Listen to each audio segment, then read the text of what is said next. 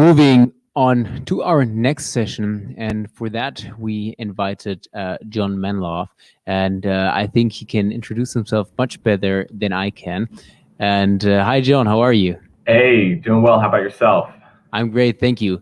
So, you are founder of actually two different companies. Can you maybe give us a little bit of insight into what those two do and what the difference between those are? Yeah, absolutely. So there's two companies that I've founded recently. In 2018, I founded Apex Trading. So Apex Trading is a cannabis-specific sales and business management platform. So we are more of a direct platform. So we're focused on building relationships between individual sellers and buyers connected throughout the country and the world. And then Bushel 44 is our hemp specific platform. It recently launched, again, really focused on providing enterprise level business management tools to hemp farmers, extractors, product manufacturers, and on the industrial side as well. Awesome. And well, I would assume that's a growing market. And how many states in the US is it already legalized? Yes, there's about 33 states now with a form of legalization, whether that's Wow. kind of medical or fully adult use legal. So Okay. yeah, it's definitely growing, and it seems like with the upcoming ballots, there's several initiatives for new states to end prohibition as well. Yes. All right. And I guess from there on, this will take over the world. It's just a matter of time.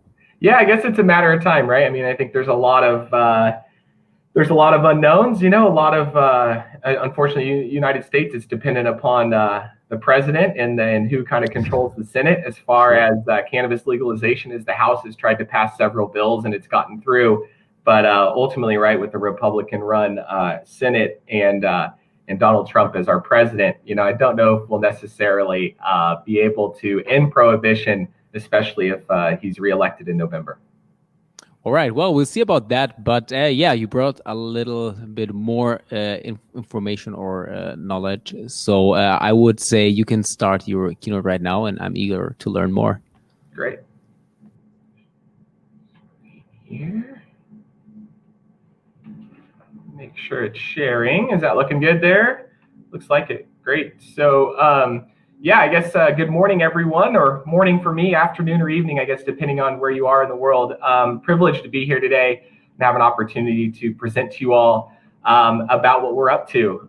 Presenting today from our Portland, Oregon headquarters. Again, like I said, I'm the founder of Apex Trading and Bushel 44, two leading technology platforms that are solving some real world problems that these emerging industries are going through.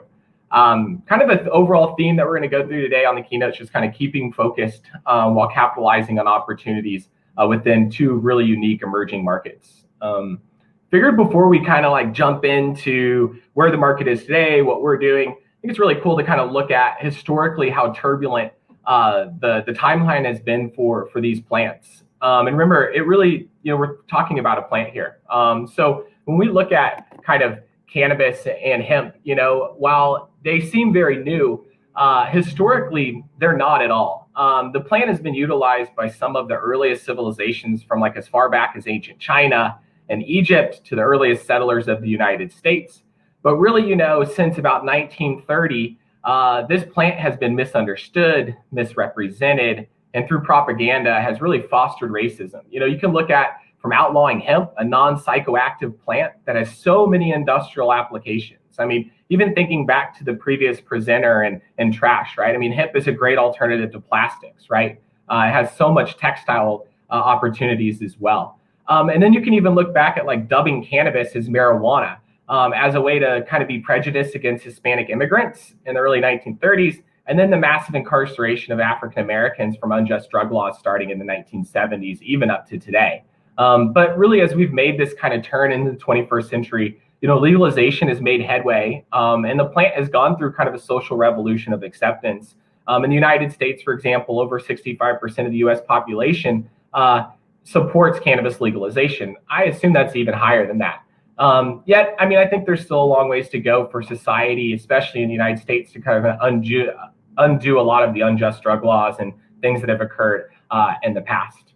And while the plant has gone through a pretty turbulent timeline, Uh, so have I. I jumped into this space in 2014 with the opportunity to join two college buddies to form a company called Tradive. We had this dream of becoming the Amazon of wholesale cannabis, which is kind of comical when you think back of like becoming Amazon. But we had really set out down a pretty good path. We had achieved a lot of success. We were the very first mover in the space, had gained a lot of press. But I think as part of this event's theme, there's a loss of focus that startups can undergo, and some very unfortunate personal decisions that leaders can make that ultimately led to what has been dubbed by venture capitalists in the United States as the Enron of cannabis. So, kind of to frame it, right as we had raised a substantial amount of money of capital back then, which is about $4.5 million, and we had really built a pretty successful team, three kind of critical missteps occurred within our company. First, as young entrepreneurs, we looked to bring in new leadership. And we actually brought in a new CEO who inherently, kind of comically here, had sold a company to Amazon. And he maybe had this resume, but didn't have our shared ethics, values, or vision as a company. This resulted in the leadership of the company then straying away from what our initial vision was to be. Instead of just being a tech platform that was focused on solving real problems within the cannabis and eventually maybe the hemp space, we set out to do things that were really off course. We began hiring staff and doing lobbying for regulations and testing regulations. And then we even entered into like plant touching distribution. So we literally started buying trucks and warehouses and transporting product ourselves. Lastly, the two founders, two college friends of mine, made some really poor personal decisions. One of them, the main kind of founder, who was an Inc. 30 Under 30 winner, had really become kind of this Steve Jobs-esque of cannabis. He dropped a bunch of acid for several months and then believed he was the second coming of Jesus, literally, and started wearing robes and a big wooden cross, and nothing against organized religion, but ultimately it really wasn't necessarily what we were looking for from a leader of a cannabis company. And then the other founder was carrying on a relationship with an employee. They broke up. It was a pretty rough breakup. This was right at the time of the emergence of the Me Too movement. And the company was sued for sexual harassment. So I think that while, we've kind of righted the ship and I've come out much stronger as an individual and the leader, these problems, they persist not only maybe within our company, but, they can happen within a lot of startups. Not saying that everyone's as founders going to go drop a bunch of acid, but, people can make mistakes and things can occur. So kind of where are we today as a company? And with, I guess the last, with opportunity, right, or coming with failure comes some opportunity, right? So for the last 2.5 years now, I've had the pleasure of leading an amazing team that's really pioneering and carving out a niche within both the cannabis and hemp industries. Everything that we do as a company centers around kind of three core principles. First is the plant. So we pride ourselves on being a plant-first company. And it's kind of funny, like, what does this mean? What does plant first mean? It means that our decisions are guided by the plant, and that supporting it and the products and the people that are producing this plant and everything we do. We're at this point today with legalization because people were willing to take the risk of imprisonment or society shunning them because they believed in what this plant could provide.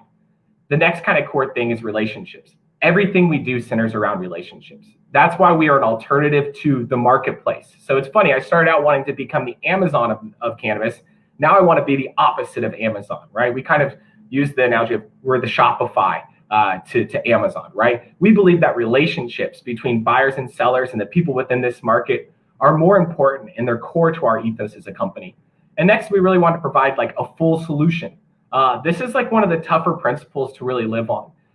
We wanted to provide our family, we call it our Apex Trading family, with a solution that allows them to manage every aspect of their business, right? And really streamline and create efficiency throughout their entire organization. So like, who are our clients and what are their problems? So, our clients, they include almost every single type of business through the supply chain, from the farmers putting the seeds in the ground all the way to the retail shelves. They range in size from some of the largest corporate companies like Curaleaf to small multi-generational family farms in areas like Humboldt or Southern Oregon, these regions that really pioneered cannabis in the United States as we see it today. They're located in 11 US states across 3 continents. And what we found is that while all of our clients are extremely unique, they're all very different, even just the farmers themselves. But what we found is that they all have very similar problems. And as a tech company, we're here to solve big problems. And I think while you look at cannabis and hemp, they're fairly unique. They have some of the similar issues that really anyone who's selling a good or service does. First is they need a way to sell, right? Product and service providers need a way to get their products in front of their clients, right? And to attract new clients.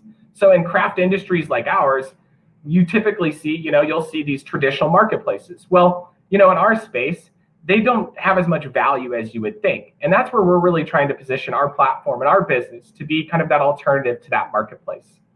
Next is, they need to eliminate manual processes. Like, not only do businesses need a way to facilitate buying and selling their good or service, but they need to eliminate the manual process where possible. I call this Excel hell, right? This results in countless hours of manual work and double entry of information, which ultimately, right, is taking away from the team's ability or the group's ability to promote their good or service to the best of their ability.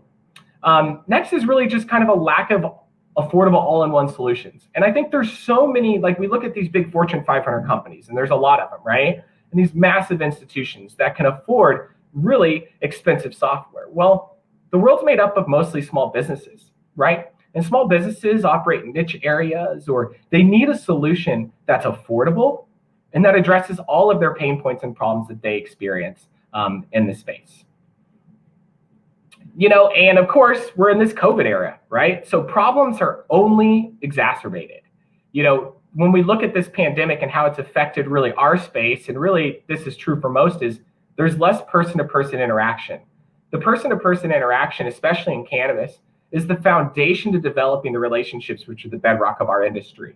So as the pandemic really kind of perked up here in early March, we started to see that fundamentally the relationships that were core to our space started to kind of fragment.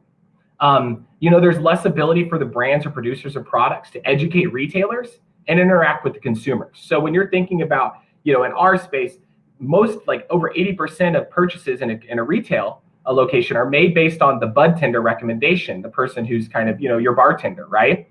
And without that ability for brands to educate and promote, we've seen, that affect consumer sales for some of those. And then, the absence of the conferences, the expos, the networking events, all of the things that bring the community together, right, has kind of left this void where people are kind of looking for, ways to just personally interact with each other, right, and be able to just experience what we all love, which is communicating and building and networking.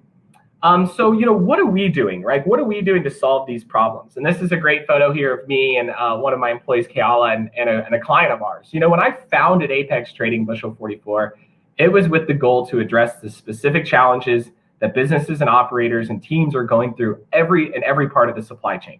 And this begins first with empowering our clients through technology solutions built from the ground up specifically for them. Our platform looks to address every step of when a product is produced and packaged, all the way through sale and delivery.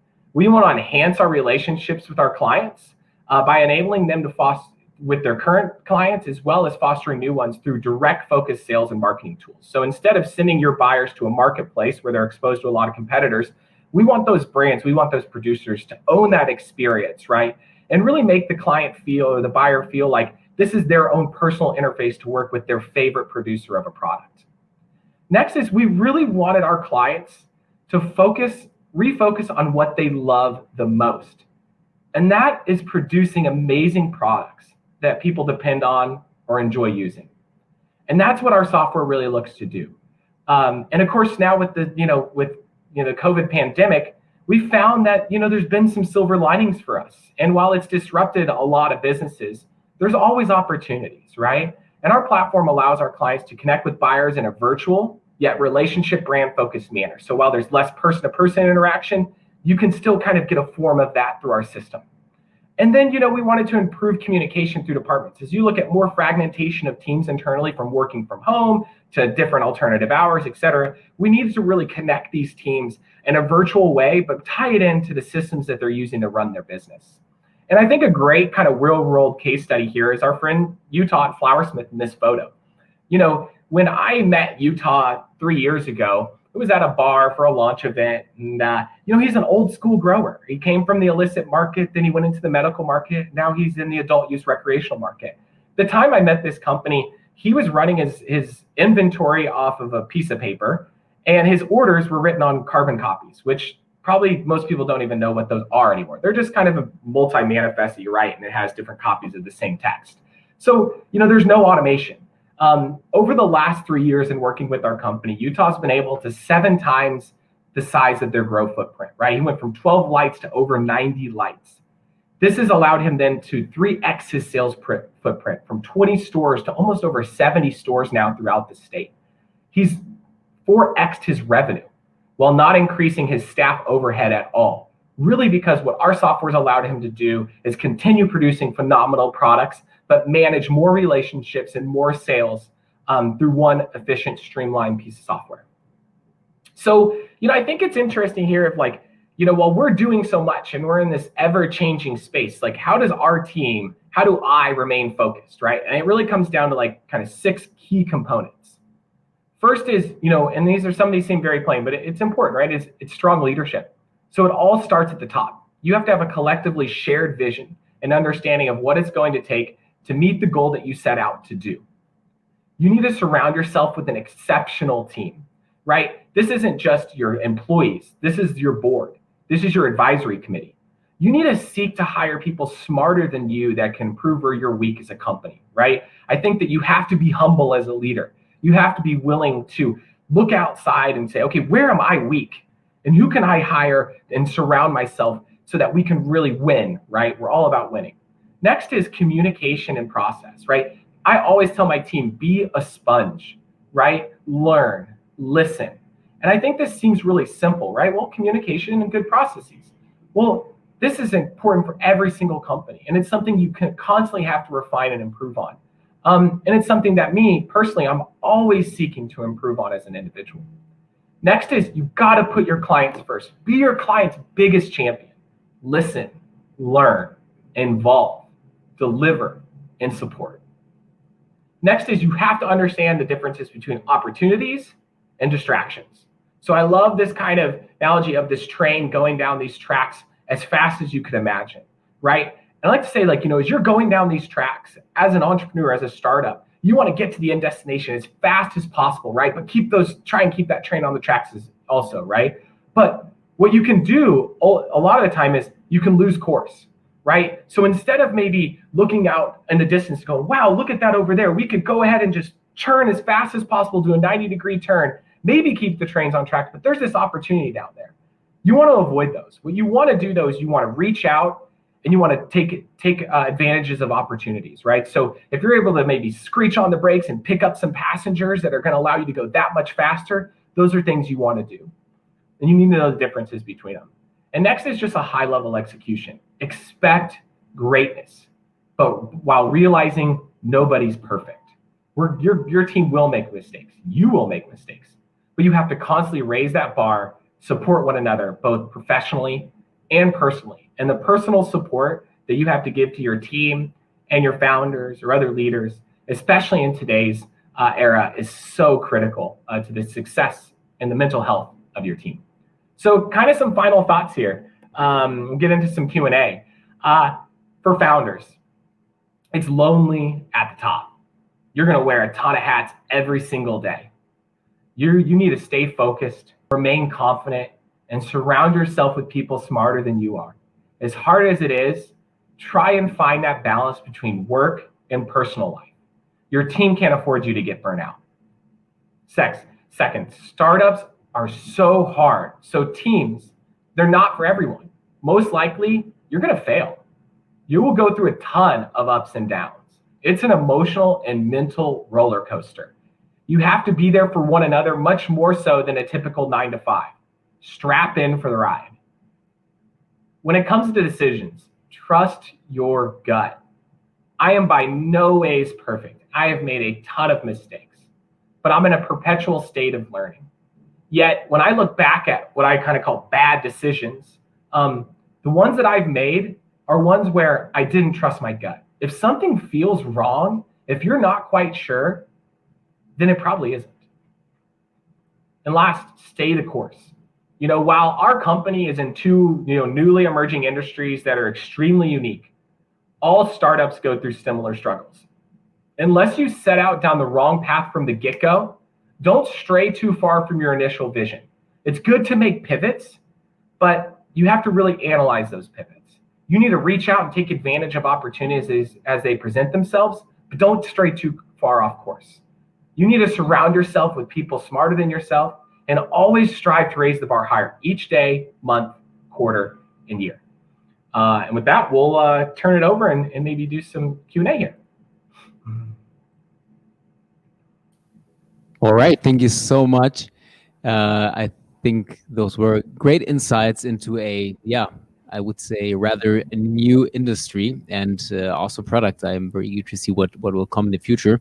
The audience has currently no questions, but yeah, I will just wait for some to pop up. I would like to know actually, because you talked about how you and I think those were your two co-founders, if I got that right. How did you came together and were like, well, let's create actually two different enterprises in this special business? Yeah, so when I at Tradive, it's funny, there were two college friends of mine who recruited me and said, hey, come and help us build this business. We want to be the Amazon of cannabis, and I was excited to do so. Right at the time, I was an environmental consultant, was kind of burnt out in the environmental world, and wanted to make a change. And I'd always been passionate about cannabis. So I jumped in with those guys. And as Tradive, that company failed, there were two people who we had hired as part of the team, Rob Bess and Willie Wheeler, who really, as that company went through these rough roads of ups and downs, they were kind of the bedrock with me, right? We were the three guys, individuals in the company that were really trying to keep the team together, keep that fabric together. And as ultimately the board of Tradive decided to shut that company down, we were all kind of left up a creek without a paddle, the three of us. We were kind of last ones left. We had all left really kind of well-paying mainstream careers to jump into cannabis. And at the time in 2014 was kind of a significant risk, personally and professionally. And so as we looked, we said, we've committed so much to this space. We've left our mainstream careers. We have put in so much. We've developed amazing relationships. So we all met in late 2017 in Boulder, Colorado, and did a little retreat. And we said, what do we want to do? Do we want to just call it what it is and move on? Or do we want to maybe pick ourselves back up and do something new, right? And at that time, we all sat there and said, let's do something new. I want to do this one more time. I want to give this another go. I know there's an opportunity here. So that's when we started planning out kind of the model of the business and said, hey, we want to do something different. We want to have a new vision, a new team, a new ethos. And since then, 2 weeks later, after we started Apex Trading, and here we are. So it's just been, those guys, I think as founders, you really, those two I know always have my back and I have theirs. And I think being able to rely on each other, trust each other, and know has been just an amazing experience, and something I think if anyone's just looking to do a startup, pick your founders really well. It's important. Definitely 100% with you. Okay, so we got a question from Nikolai, but I actually wanted to we'll get back to that, Nikolai, in a second, because you mentioned in your presentation and just in the answer as well, about being the Amazon for cannabis. Do you think that Amazon, if it's to the when the point comes that more states legalize it and that Amazon one day will actually go into that business as well? Or is that something that you just wait and see what happens? Gosh, I'd love for Amazon to acquire us, right? I think that's the dream of any entrepreneur, right? I'd like to get that share price, but I think ultimately it all hinges on federal legalization. I don't think you're going to see any big kind of tech companies or anyone that we know, the Shopifys, the Amazons, whoever they might be. I don't think you're going to see them jump into this space until federal legalization occurs. There's too much risk. And honestly, it's probably just not worth it for them to jump in. The market still has a lot of maturing to do. So, as a small tech company, our goal, of course, is to try and maybe exit at some point in time, or remain a private company if we, or go public. Who knows? But I think it all really is dependent upon what happens federally, and we'll see. Definitely. But don't you think that, I mean, especially companies like Amazon, I at least would assume that they have in some way or another thought about it and have it like not up their sleeves, but just waiting, for, I mean, you should always be ready for them if the federal legalization comes, that they just be like, oh, we already got a business model ready. We just waited for the legalization. And Yeah, I mean that there's always that threat too. I think one thing though that like we really look at is, while you're thinking while there's that concept of like B2C sales, right? These are shelf packaged yeah, products, and they're going to yeah. the consumer. That uniquely, I think, is less defensible against an Amazon compared to Hmm. like what we're doing on the wholesale side, because the wholesale market is Good point. extremely niche, right? It has these nuances and these fabrics that just inherently, like, current software and other systems just can't jump in and replicate into, right? It just is so, there's so much nature of ingrained. You're talking about majority of this market, especially from the farmer side, they come from the illicit market. These were growers who, were living on hills or growing in basements, and they were quote unquote drug traffickers, right? So you're talking, we have to sell to them, we have to communicate and resonate with them, right? So I think when one thing is, they hate corporations. So the idea, they hate big business. So in cannabis, you talk to most producers, other than the big corporate entities that have come in, the little bit, it's made up of a lot of small businesses, and they are anti-corporate. Yeah.